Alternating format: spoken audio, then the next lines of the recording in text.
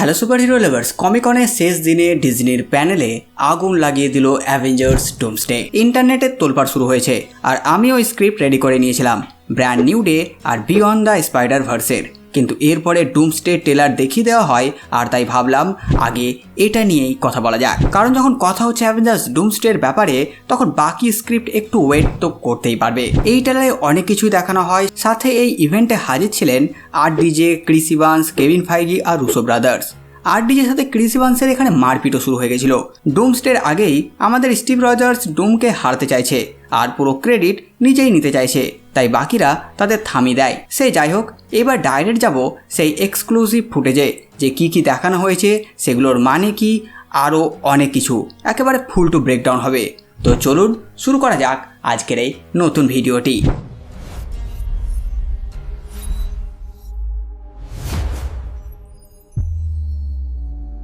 Trailer শুরু হয় একটি ভয়েস ওভারের সাথে। শোনা যায় কেউ বলছে কিছু আসছে, এমন কিছু যাকে হয়তো আমরা থামাতে পারবো না। আর তারপর দেখানো হয় এক্স ম্যানশন, যেটা প্রায় ধ্বংস হয়ে গেছে আর সেখানে ডক্টর ডুম হাঁটু গেড়ে বসে আছে, যার মানে এখানে তার সাথে এক্সম্যান বা অ্যাভেঞ্জার্সদের বিশাল ফাইট হয়েছে। এক্স ম্যানশন ভেঙে গেছে মানে ডক্টর ডুমের প্ল্যানও কাজ করেছে, কিন্তু সে যেহেতু হাঁটু গেড়ে বসে আছে মানে সে মার তো খেয়েছে ভালোই। আচ্ছা, ব্রেকডাউনের আগে আমি আপনাদের স্টোরিটা বলে নিই যে ফুটেজে কি কি দেখানো হয়েছিল, তারপর এক এক করে সিনগুলো তুলে ব্রেকডাউন করব। এই যে ডুম এখানে হাঁটু গেড়ে বসে আছে, এখানে তার মুখে মাস্ক নেই আর তাই তার মুখের ক্ষত স্পষ্ট দেখা যায়। এরপর থরকে দেখানো হয়, সে বলছে আব্বা আমাকে শক্তি দাও, কিন্তু এটা তো সে তার সেকেন্ড টিজারে বলেছিল। আর এখানে সে বলছে সে অনেক শত্রুর সাথে লড়েছে, সে এমন অনেক বিপদের মুখোমুখিও হয়েছে যেগুলো কিন্তু তাকে এতটা ভয় দেখায়নি। তার সে লড়াইয়ে অনেক হিরো এবং অনেক বন্ধুরাও মারা গেছে, আর সে যা কিছু হারিয়েছে তার কোনো মানেই থাকবে না যদি তারা এখন একসাথে না দাঁড়ায়। পরের সিনে আবার থরকে দেখা যায় হাতে স্ট্রম ব্রেকার নিয়ে, আর সে ডুমের দিকে এগিয়ে আসছে। এরপর সিন শিফট হয় আর দেখানো হয় ফ্যান্টাস্টিক ফোর এসেছে আর্থ 616-এ, মানে মার্বেলের মেন সিনেম্যাটিক ইউনিভার্সে, আর বাকি হিরোদের সাথে দেখা করছে। পরের সিনে একটি ফাইট যেখানে সাংচি আর গ্যাম্বিট লড়াই করছে আর ইয়েলেনা বিলোভার সাথে মিস্টিক নিজের রূপ বদলে লড়াই করছে। এর পরের শটে থর স্টর্ম ব্রেকার দিয়ে অ্যাটাক করে আর ডুম তার অ্যাটাক আটকে দেয়। আর তখন স্টিভ রজার্স এগিয়ে আসে থরের দিকে আর তাকে বলে হ্যালো পাল, যাকে দেখে থর আশ্চর্য হয়ে বলে এটা সম্ভব নয়। আর তখন স্টিভ মিউনারের দিকে নিজের হাত বাড়ায়, যেটা থরের হাতে ছিল, আর সেটা তার হাত থেকে ছুটে এসে স্টিভের হাতে চলে আসে। আর এখানেই ট্রেলার শেষ হয়। আর যদিও ট্রেলার সেখানে এক্সক্লুসিভ ভাবে দেখানো হয়েছে আর কেউ লিকও করতে পারেনি, একেবারে টাইট প্রো ম্যাক্স সিকিউরিটি থাকায়। আর তারপর ট্রেলারের ব্যাপারে সেখানের অডিয়েন্স বিভিন্ন পোস্ট করতে শুরু করে আর তাতেই ইন্টারনেট হুলুস-থুলুস, চারিদিকে শুধু ডুমসডে আর ডুমসডে। আর তাই যতটা আমার মনে হচ্ছে খুব তাড়াতাড়ি আমরা এই নতুন ট্রেলারটি দেখতে পাবো, কারণ সিনেমাকনে দেখিয়ে মার্বেল চেক করে নিল বিনা ফুটেজ দেখিয়ে এর হাইপ কেমন হচ্ছে ওয়ার্ল্ড ওয়াইড। আর এখন এত হাইপের পর যদি ট্রেলার রিলিজ করে তো সেটা ডাইরেক্ট বুস্ট পেয়ে যাবে। তো সেই যাই হোক, এখন কথা হবে ট্রেলার নিয়ে। তো ফুটেজের শুরুতে যে কথাগুলো শোনা গেছিল যে কিছু আসছে, এমন কিছু যাকে তারা হয়তো থামাতে পারবে না। এটার কারণ ইনকারশন, মানে মাল্টিভার্স ধ্বংস হতে চলেছে আর এটাকেই তারা থামাতে পারবে না। এবারে ইনকারশনের কারণ হতে পারে যে লোকি টাইমলাইনকে ফ্রিলি গ্রো করতে দেওয়ার জন্যই, কারণ এখানে সমস্ত পসিবিলিটিসই লাইসেন্স পেয়ে গেছে আর এতে মাল্টিভার্সের ভারসাম্য বিগড়ে যাচ্ছে। সাথে এক ক্যারেক্টার অন্য টাইম লাইনে বা অন্য ইউনিভার্সে থাকার কারণেও ইনকারশন ট্রিগার হচ্ছে। এবার কেন ইনকারশন হচ্ছে সেটার কারণ স্পষ্ট করেনি ট্রেলার, কিন্তু আমাদের ভুললে চলবে না 2014 থ্যানোসের এখানে আসা, গামোরার থেকে যাওয়া, স্টিভের অতীতে গিয়ে থাকা, অন্য স্পাইডারম্যান ও ভিলেনদের এখানে আসা, আর ফিরে যাওয়ার সময় এক আলাদা এন্ডিং সাথে নিয়ে যাওয়া, সাথে অন্য ইউনিভার্সে ডক্টর স্ট্রেঞ্জের বডি এই ইউনিভার্সে থাকা, সাথে স্ট্রেঞ্জের অন্য ইউনিভার্সে যাওয়া আর সেখান থেকে ড্রিম অফ করা, আরো কত কিছু। এই সব কিছুই কিন্তু লোকি চেয়ারে বসার পর হয়েছে, আর তাই তাদেরকে টিভিএ আটকায়নি, থ্যানোসকে আটকায়নি, কারণ তখন টিভিএতে ঝামেলা চলছিল। সাথে অ্যাভেঞ্জার্সদের টাইম ট্রাভেল করাটা নেক্সাস ইভেন্ট ছিল, তাই টিভিএ সেটাতে প্রথম থেকে হাত দেয়নি। কিন্তু এই ইনকারশনে সবাই যতটা কন্ট্রিবিউট করেছে তার থেকে বেশি কন্ট্রিবিউট স্টিভ রজার্স করেছে, কারণ সে শুধু অতীতে থাকেইনি, নিজের সংসারও পেতে বসেছিল।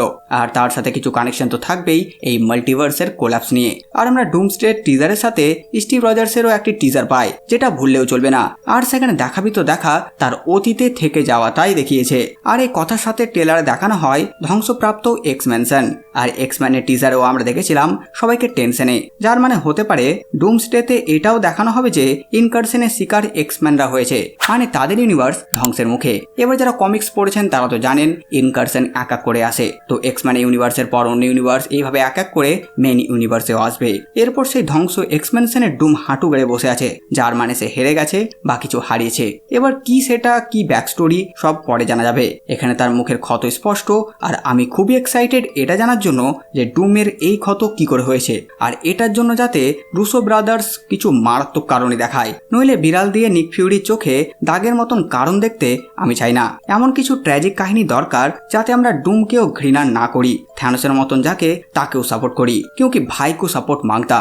যদি এতদূর ভিডিও দেখেই ফেলেছেন তো একটি কথা, ভাইজান একটু সাবস্ক্রাইব করে দাও। শুধু ভিডিও দেখে যাচ্ছ, লাইক তো করছোই না, সাবস্ক্রাইবও করে রাখোনি। বাংলায় একমাত্র আমি যে এই সব টিজার টেলারকে চিরফার করি, বাকিরা আর করে না, আগে করতো, আর তাই এখন আর কেউ নেই। তাই তোমাদের এই ভাইয়েরও সাপোর্ট দরকার।